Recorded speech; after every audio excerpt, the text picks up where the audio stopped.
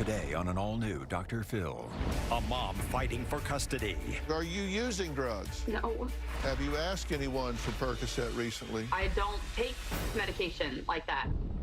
Well, how about just telling me the truth? I am telling you the truth. And I don't believe that your son came home and told you that his daddy had done something wrong with him. I don't believe a damn word you're saying.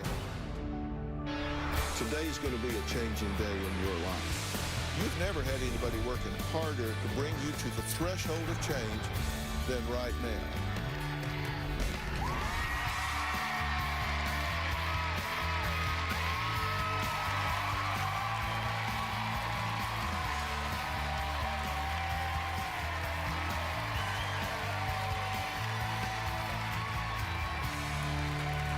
Yesterday, we met Megan, who claims her ex, Andy, is using the courts to make it impossible for her to be a mother to their 5-year-old son.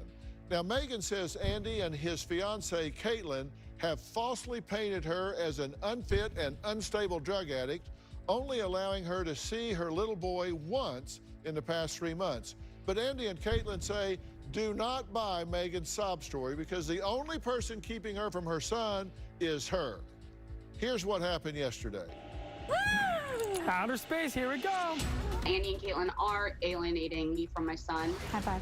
Trying to phase me out. I am completely kept out of the loop. Anytime I've asked Andy for visitation, he claims that I'm too unstable, I'm a drug addict. It's completely wrong. Why is there this opposition to you having a relationship with him? I honestly don't have any idea why they're so opposed to having Avery be around me. Is there some cruel vendetta left over because of the breakup? We haven't really discussed any other reasoning other than a drug problem. Do you have a drug problem? Absolutely not. You just heard Megan say that being in your son's life is her #1 priority. True or false? False. Why do you say that? If she was so worried about being Avery's wife, in the past 2 years, she would have completed a 1-hour parenting class. Megan's constantly telling people that we stole her baby. That is a bunch of It was her behavior and overall lack of responsibility. When Megan did have 50-50 custody, I would get text messages from family members. She's been drinking, using Adderall. Once Megan lost 50-50 custody, she would not show up to a visit. She reeked of alcohol. She would slur her words. Because of Megan's outrageous behavior, the guardian ad litem rendered her unfit. Megan is oblivious to the fact that she's not a good mom. She doesn't attend school functions. She doesn't come to meetings with Avery. If Megan stays the way she is, she's not going to be present in Avery's life. She says that you guys are blocking her. That's incorrect, sir. Caitlin, she says you're trying to take over. That's absolutely ludicrous. I'm a mother to him. I only have to be. Nobody else is. I don't want to take her place. Do you believe that, Megan? That's not what they are making it seem like to me. You say that they block you from trying to talk to him even on FaceTime. I've asked multiple times for if I could call. We have never stopped them from seeing her. She's only stopping herself.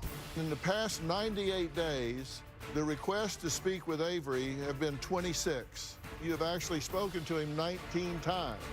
The number of times that Andy and Caitlin refused to answer the request were 0. I'm pretty sure I've talked to him more than 26 times in 3 months.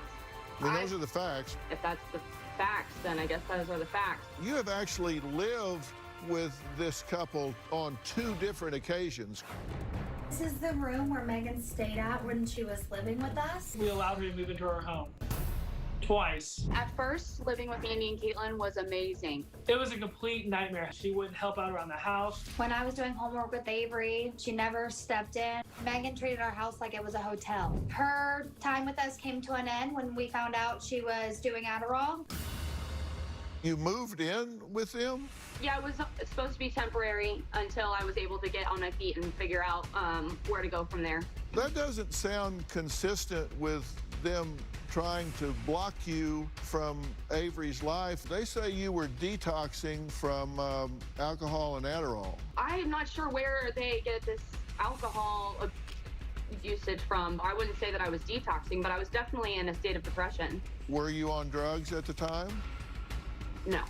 Caitlin, you're shaking your head Not just yes, but hell yes. You made a claim. Avery is telling me something disturbing. When Avery was around 3 years old, Avery pointed to his bottom, and he told me that Daddy kicked me with his privates. It was just ludicrous. I would never do something like that. CPS had me go pick Avery up from Andy immediately. But to be very clear, the day before Megan recorded it, she actually asked Andy to come pick Avery up. If she actually believed that, why would she ask me to pick him up a day after hearing that? After CPS investigated it, the allegations were completely unfounded. Megan, you said, I would never make this up. Andy says, you need help. Megan says, I have no choice but to take action. Then on Wednesday, Andy says, when am I getting him? Megan, tomorrow before class, or I can bring him tonight. I do have reasoning behind that. Please. First off, I didn't know how to handle it because Avery was so young, and I wasn't sure what was the right way to go about. And I was worried that if I refused to give Andy his visitation, that he would come back and file that I refused to allow his visitation without any concrete evidence or reasoning. Did Megan, you take you have him done to... that multiple times. Hold on a minute, Andy. Andy, hold on. Megan, did you take him to the doctor? I ended up making an appointment for the evaluation, yes. Not immediately after, but I called CPS, and then as soon as I called them, they recommended me on what to do from there. Did you take him to the doctor? Yes. You took him to a pediatrician who examined him for sexual molestation. They did the interactive exam, I guess, that if he showed any behavioral signs of it. That's not true. So Dr. Phil, because obviously she's not understanding the question. No, she never took him to the doctor. The CPS, what they did is they did their investigation. They did the behavioral specialist. Megan never took him to a doctor. Megan never did any of that stuff. So I guess maybe she's misunderstanding. Told us that Megan requested a exam, but they told her that that's too traumatizing to do on a child, that they would not do that unless that's not what they said. He showed signs, symptoms of it. Right. And when he didn't, that's when I canceled the physical exam because they said it was going to be too traumatizing for him. Right. And you also, Megan, after all this was said and done and was obviously unfounded, you messaged me letting me know that I would never do something like this. And it just so happens that it happened. Right. And just what you just said in your interview, that you think that might be some reason why you're doing it. And then, not to mention, after all this time, after it was unfounded, you continue to do it right before we have custody. It kind of makes weird sense that it just happened right before custody. Why would you say that Andy's trying to keep custody to keep him quiet? But you just say I wouldn't do that. So which one is it? Sometimes I wonder. Like in the interview, I said that I have a gut instinct, and when Avery told me that, it just set me on a defense mode. We just both know it was a accusation just to make sure that you can sit there and try to get custody. You've done everything you could to try to put it in place, and they literally keep shutting you down because you can't keep making up lies to try to benefit yourself. The facts are never there. You know in your heart, deep in, I would never do something like that, and you did it just out of spite. That's just what it is. That's not why I did it. I mean, I'm sorry that you feel that way, Andy. I've tried to let you know that that's not why I did it, and I don't know how to change your mind. I guess that I don't know. I don't know what you want me to say. We need to take a break here, and Andy, you really want to let me talk to her when we come back. Next, from finding stable employment to obstacles keeping her from starting treatment, Megan says putting the steps in place to see Avery have been an uphill battle. We'll talk about that after the break.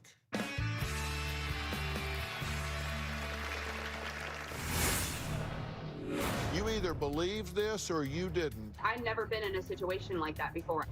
There's something seriously wrong with your judgment. And later, is this how you're making money at this point? Just here to make some money off how much I really like to play? Well, I mean, it makes money.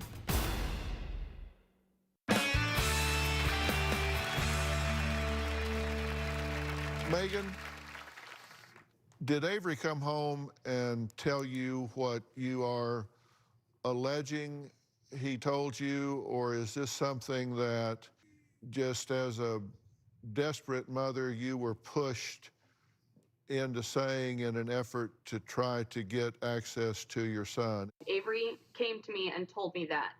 That's why I asked him if his dad kicked him with his foot, so that I wasn't prompting him to say anything else of the sort. Like, he came and he told me that word for word. Well, I'm really sorry to hear that, because that gives me grave concerns about your judgment as a mother. Because if your son came and said that to you, and the next day your judgment was to offer him up to his alleged molester, there's something seriously wrong with your judgment. If I didn't let him have his visitation with his dad, then his dad would have been able, then I would be the one in the wrong. You either believed this or you didn't, and you say you believed it enough to report it, and given that, you were prepared to deliver your son right back into the hands of what you believe to be a molester. And you were just, hey, no problem. Pick him up tonight, bring him tomorrow, whatever. I'd never been in a situation like that before. I didn't know how to handle that. That's one trial learning. That doesn't take practice. Like he said, we were in a custody battle, and I felt like I would have been in even more trouble with the court if I didn't allow Andy to have his visitation. As soon as they said go pick him up, I went and I picked him up, but I just didn't know what to do. I didn't know what to do. Well, I think you knew what to do, because you didn't think there was any risk at all. I didn't want to believe that. Yes, of course I didn't want to believe it. I didn't know what to do. You said to me when I first started talking to you that there was a guardian ad litem in this case, correct? Yes. For those that may not know, a guardian ad litem is a professional that is appointed by the court that is owing only to the child, has no loyalty, no responsibility whatsoever to either side, either parent. And you said that the guardian ad litem did not support having supervised visits and was very supportive of you. But I'd like to read a few excerpts from the guardian ad litem's report in March of 18. Best interest factors. Adderall psychosis states currently undergoing treatment. Repeated requests for documentation, none has been forthcoming. Summary and recommendations. Appears to have come unglued. Appears abusing Adderall once again. Drug test positive. Judgment is jaded by Adderall. Not thinking straight. Tearing family apart. No environment for Avery. Now, your statement to the producer was the guardian ad litem didn't think supervised visits were necessary. Summary and recommendations. Father cooperative and demonstrates a genuine concern for mother and her relationship with Avery. Ensured Avery and mother's relationship remained intact and strong.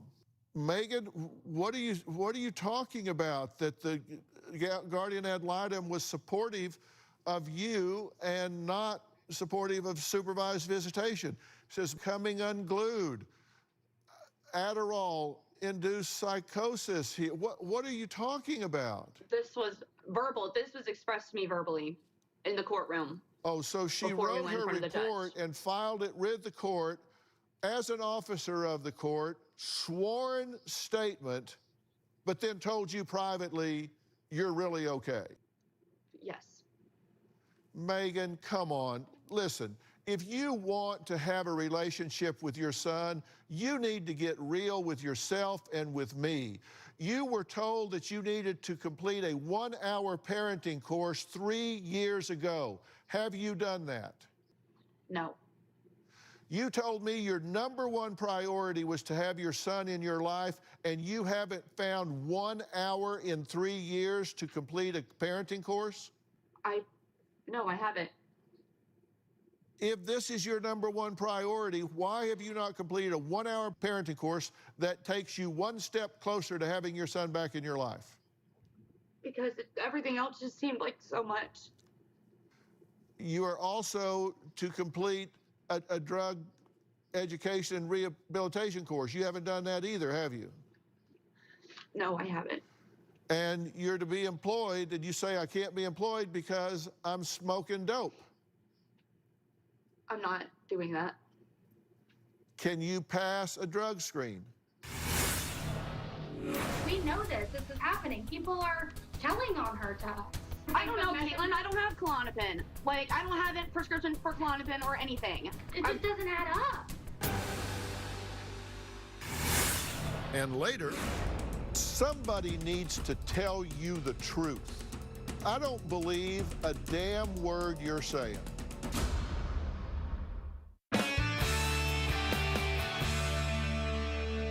You're to be employed, and you say, I can't be employed because I'm smoking dope. I'm not doing that. Can you pass a drug screen? Yes. Really? Yes, I can. Are you taking drugs? Are you selling drugs? Are you using drugs? No. Absolutely I'm not. I just haven't. No, absolutely not. I am not. That's why I felt like that the show was good.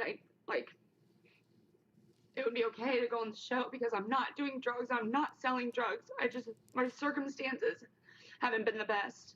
You told us that you're smoking marijuana at night. On occasion, yeah. You just told me you weren't. Which is it? You told us you were. Now you just, not 30 seconds ago, told me you weren't.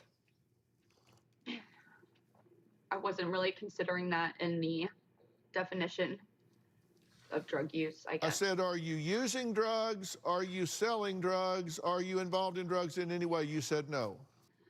I wasn't considering that. Okay, and you're not dealing drugs? No, absolutely not. Well, here's a message you sent June 1st, 11:56 a.m. Megan, hey girl, times are really tight right now, so I'm trying to sell some of my Klonopin. Do you know anyone interested? I've not had any Klonopin. I haven't been prescribed that. I haven't had any access to that. I'm not even sure where that message came from. You're not sure where it came from? Right. It came from your Facebook page. I have not had any Klonopin. I don't take Klonopin. I haven't had access to Klonopin. I don't know why. I don't know where that message came from. Well, I do know that you will offer to sell things that you don't have or deliver. Maybe that's what you were doing here. I'm sorry? There are allegations that you defraud people by offering to sell things that you don't have, take their money, and then don't deliver. Is that what you were doing here? No, that's not. No. So did you have Klonopin that you were selling here, or were you faking that you had Klonopin that you were selling here? I didn't even send that message. I haven't had any Klonopin or access to any Klonopin. I don't know I have no idea where that came from. Caitlin?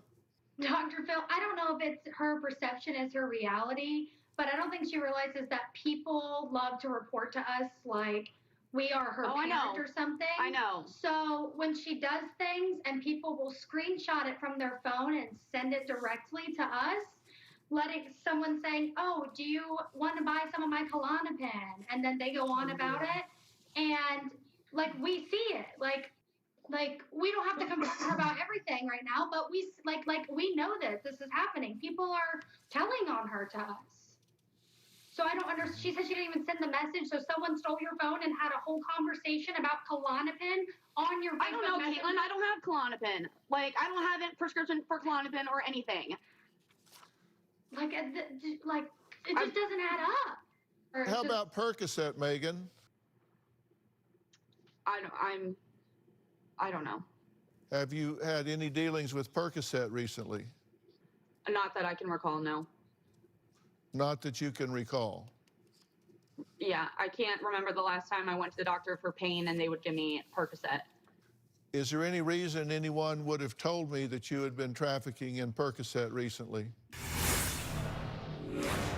Well, how about just telling me the truth?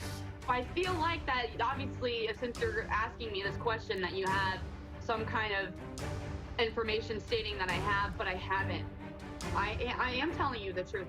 You didn't get Percocet from somebody very near and close to the family? I was just trying to do someone a favor.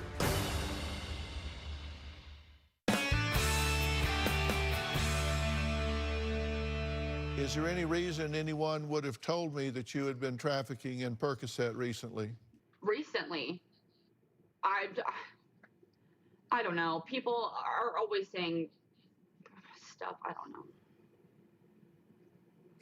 Not that I can think of. I can't recall having Percocet or getting a prescription for Percocet. Have you asked anyone for Percocet recently? No. I don't take medication like that. I don't take it. Are you sure you haven't asked anyone for Percocet recently? I feel like that, obviously, since you're asking me this question, that you have some kind of information stating that I have, but I haven't. I don't take that kind of medication. I don't do that stuff. Would there be any reason that someone would have given me documentation that you have asked for Percocet recently? I don't know. Apparently, they have done that, so I guess that you have some kind of information. Well, how about just telling me the truth? I am telling you the truth. I don't do that. I don't do drugs like that. I don't take any Percocet or Klonopin or anything. You didn't get Percocet from somebody very near and close to the family? That wasn't for me. Oh, I know what you're talking about now. Okay, so you did get Percocet for somebody. Do you remember now, or like just? Yeah, I remember now, but it wasn't for me. So you were just dealing it, selling it to somebody else, getting it for somebody else? I wasn't stealing it. It was given. I said dealing. I didn't know if you were maybe selling it, or I don't know. No, I wasn't selling it. It was someone asked for it because they needed it. So you were just trafficking illegal drugs for free? I was just trying to do someone a favor. Trafficking illegal drugs for free? It was a one-time incident. I was just trying to do someone a favor, and I guess it now has backfired. Oh, I would say so.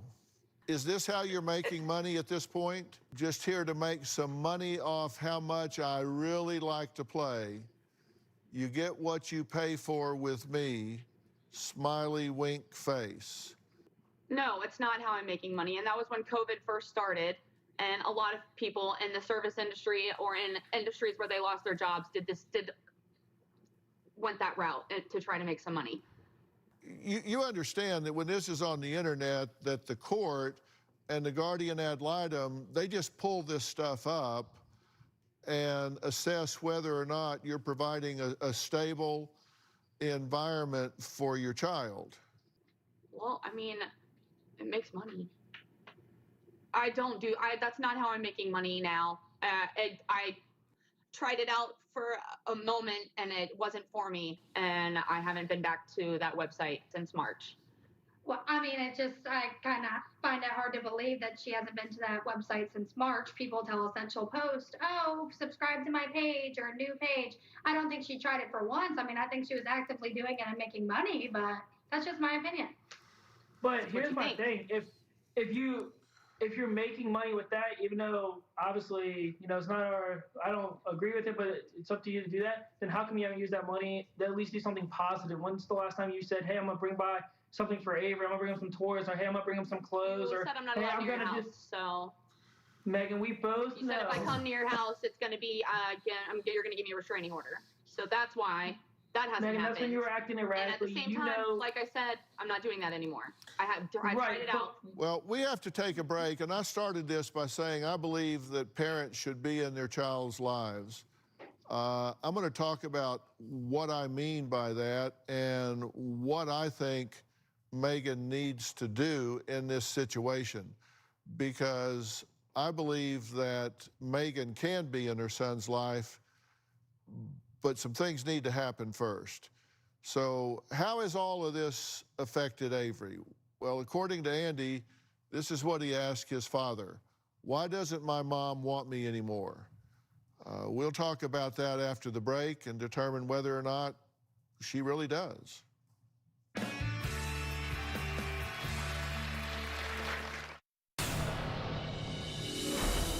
It's very important that Megan plays a role in Avery's life because she is his mother.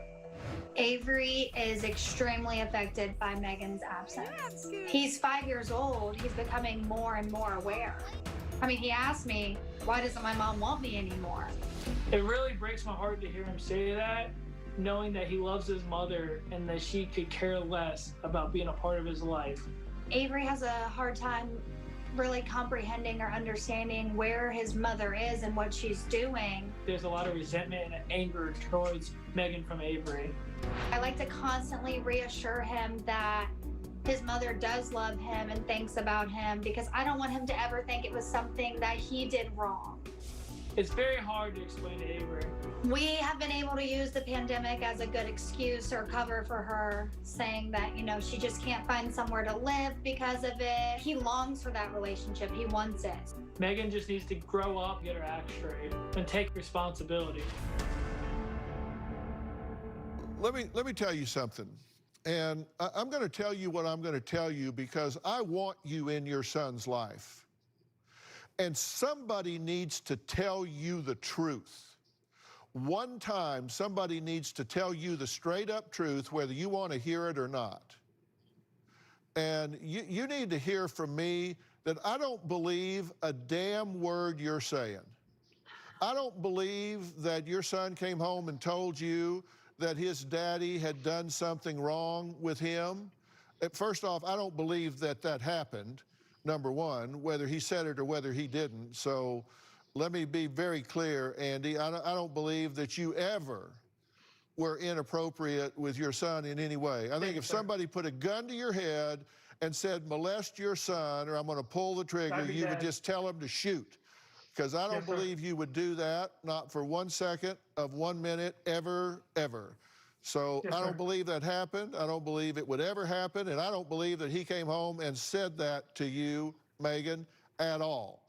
And when you were telling me that that's what he said, I am a specialist in deception detection, and every signal your body was giving was telling me that you didn't believe that that happened, that you were lying when you said that, and you were lying when you were telling me that's what happened. Now, if you want to save face now and say that happened, then say it, fine, I don't care. But you need to hear me. Lying. You need to hear me now tell you, if you want to be back in your son's life, you need to stop blaming. You need to stop being the victim. You need to stop making excuses for not taking an hour course, not getting into a drug treatment, and doing the things you need to do to get back into your son's life. You're not in your son's life because you aren't doing what you need to do to be back in your son's life. You can stop smoking dope. You can get off Adderall. You can stop doing favors for friends with Percocet. I don't believe a word you're saying. The road to getting you back to your son is so easily done. You can have it covered in 30 days. And you may be sitting there saying, God, what a jerk Dr. Phil is. I'm telling you the truth because it will get you back to your son the quickest. And I will help you do it. Now, Megan claims she wants to be in her son's life, but is she willing to do what it takes? I'm going to ask her after the break.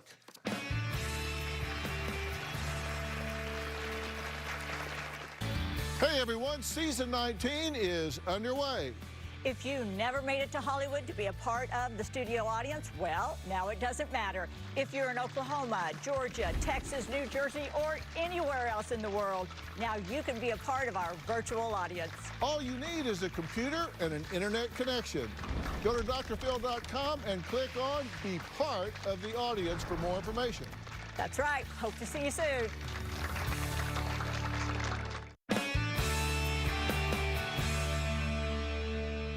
Megan, I am being very straight with you. I'm not soft pedaling anything. I'm doing that because I care about you, and I care about your relationship with your son. What do you think about what I'm telling you? I think you're right. And I guess I just needed an outsider to tell me, like a mediator, to just kind of let me know that I'm in control of my situation and I need to handle it. The road back is really very simple. And it varies state to state, but there are 10 basic factors that you've got to be able to do to actually have a role in his life. You got to provide a safe, stable, secure environment, maintain a consistent, nurturing relationship. Your own mother said when he would come to your house, you would be upstairs sleeping and he's downstairs by himself. You have to be able to attend to the daily needs of the child. Adequate education takes place, financial support. Prioritize the child's needs ahead of your own. Empathize with the child's needs. Regulate your impulses and emotions. Assist the child in developing and maintaining appropriate relationships. And exercise appropriate judgment regarding the child's welfare. Those are 10 simple things that you have to do. And Andy, you and Caitlin are clearly doing that. And you've made it possible for Megan to do it as well, if she will. You've even moved her in twice, for God's sakes. I've never even heard of that. Trying to do the right thing. And God bless y'all for not alienating the child from his mother. You need to do this. Now, look, we are in a pandemic right now. We are in quarantine right now.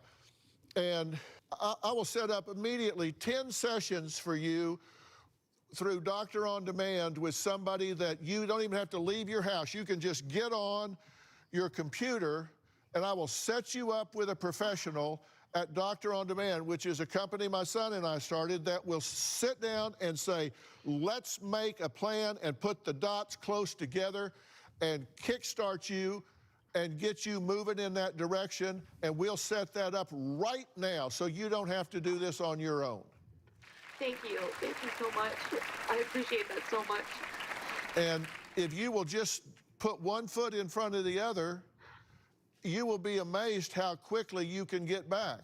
You protect that child's well-being and unify this family. And to do that, you've got to step up and get healthy, Megan. No blaming, no finger pointing, own it yourself and do it. You can do this. I believe you can do it. I believe in you if you'll just do it. Fair enough? Yes. Yeah, I want to do it. Well, we're going to watch. Coming up, my next guest's dream came true when she came face to face with a shark from the TV show. Her story next. My next guest has done something most people only dream about. She turned her passion into a very successful business. Kim says she's always loved baking, and in 2009, she formed her company using family recipes. Then, just 2 years later, her business was propelled into the stratosphere thanks to a shark. Creaming that butter and that sugar. Making cakes is my God-given talent. I put so much love and passion into the cakes I make. I am the owner of Daisy Cakes. I use my great Aunt Daisy's recipes. I think my cakes are a little slice of love. I wanted to take my cakes to the next level, so I appeared on Shark Tank. The lucky shark who picked me was Barbara Corcoran. Since then, I've opened locations in 2 states. We've sold over 150,000 cakes. Spending a lot of time in the kitchen gives me a tired look. Being in the public eye, I really could use some serious help. Growing up, we spent the summers at the beach. Back in the day, you wanted to be as dark as possible. I mean, baby oil, dark tanning oil, whatever it took. The reason I'm having skin issues is from the mistakes I've made in the past. I have wrinkles in my forehead, around my mouth. There's definitely a change in the firmness of my skin. I need a skincare treatment for right this minute that works. If I could find a product that would do something about these wrinkles for a younger look, that would be the icing on the cake. Well, Kim is joining me along with beauty expert Shilan Liu, spokesperson for the beauty brand No. 7. So thank you both for being here. Thank you. Now, Kim, did you ever imagine your family's recipes would turn into a multi-million-dollar business? No, Dr. Phil, not in a million years. I mean, who would think that I would go from baking cakes in my kitchen with my mother to being on TV and having, all these wonderful things happen? I still can't believe it. Yeah, well, your success actually had you leaving your hometown in South Carolina, right? Mm-hmm. And heading west. So tell me about that. Yeah, so I've had my commercial bakery in South Carolina for 11 years, and I always wondered about having a West Coast location to better serve the customers out this way. Right. And so about 2 years ago, I decided to take the plunge and head out west and opened up a second location in Las Vegas. So how's that working out? Business-wise, it's been a great idea. Works out nicely, but I tell you, going from the wonderful humidity in South Carolina that gives you a nice glisten, Oh, yeah. it's been really tough with the dry desert air on my skin. It has really wreaked havoc. And it's like the more my business grew, the more the wrinkles grew, especially around on my forehead and my mouth. And, you know, I am the face of the company, and I want to look nice, and I've been considering going to a dermatologist to get some help. Yeah, well, I can't help you with your wrinkles, but the beauty expert sitting here certainly can. So, Chilan, what would you suggest for Kim? Well, Kim, first off, I have to tell you, congratulations on your tremendous success. It's just so inspiring. Thank you. Secondly, you spoke about being the face of your company. So, of course, you want to look your best. So let's get your skin glowing. May I ask what you're using on your face now? Yeah, so since moving to a drier climate, I've used lots of lotions and moisturizers and, of course, plenty of sunscreen. But it just seems like they're not getting the job done, and I really would love to have a product that's going to work. No, absolutely understand. You know, as we age, we start to see changes in our skin, like sagging and wrinkles. Now, you strike me as a very confident woman, so let's keep that confidence strong and focused on your business, not on your wrinkles. Now, a new product that I believe would be perfect for someone like you is No. 7 Advanced Retinol Night Concentrate. Its clinically proven formula includes 2 super effective age-defying ingredients, No. 7's unique peptide and retinol. Okay. Well, Chilan, I know so little about skincare, but I hear a lot of talk about retinol. So what exactly is it, and how would it help Kim? Well, Dr. Phil, you're totally right. You know, retinol is one of those buzzwords in the beauty industry, and simply put, retinol is concentrated vitamin A that accelerates skin renewal and fights signs of aging. Now, dermatologists, they love it, and this serum actually contains 5 times more retinol than the best-selling retinol serum. Yeah, that's right. But unlike other products out there, especially the prescription strength ones, this one is still gentle on the skin. So, Kim, what do you think? Make sense? Well, yes, sir. And you know, if I could avoid going to a dermatologist and lose the wrinkles, I just have one question, and that's, where can I buy it? Well, Kim, you're in luck because you can easily find this at Target for less than $35.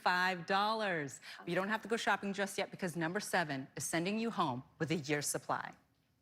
Oh my gosh, are you kidding? Oh my goodness. You don't even have to go to the store. Right. Look, I'd like to thank all of my guests today, and a special thanks to Chilan Liu. Thank you so much for being here. And if you have a difficult situation in your life and you would like my help, I'm here, and I would love to hear from you. Just email me at drphil.com and tell me about it. Be sure to follow me on Facebook, Twitter, Instagram, TikTok, and be sure to subscribe to Robin's podcast, I've Got a Secret with Robin McGraw. Believe me, she has lots of secrets, and she wants to share them with you. You don't want to miss a single episode. We'll see you next time. Thanks, guys.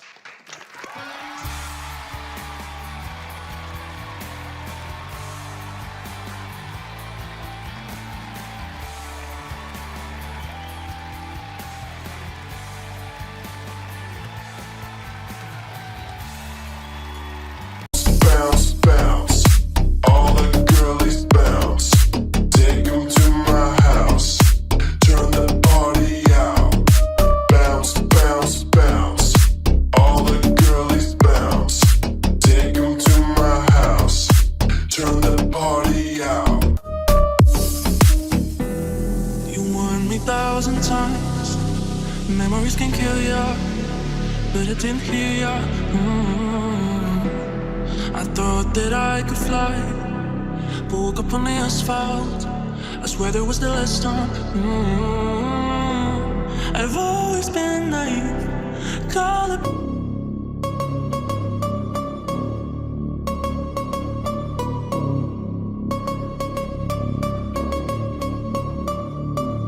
Ooh, you know we gon' get it. Ooh, you know we gon' get it. Ooh, you know we gon' get it. Every day and night, that's right. Ooh, you know we gon' get it. Ooh, you know we gon' get it. Ooh, you know we gon' get it.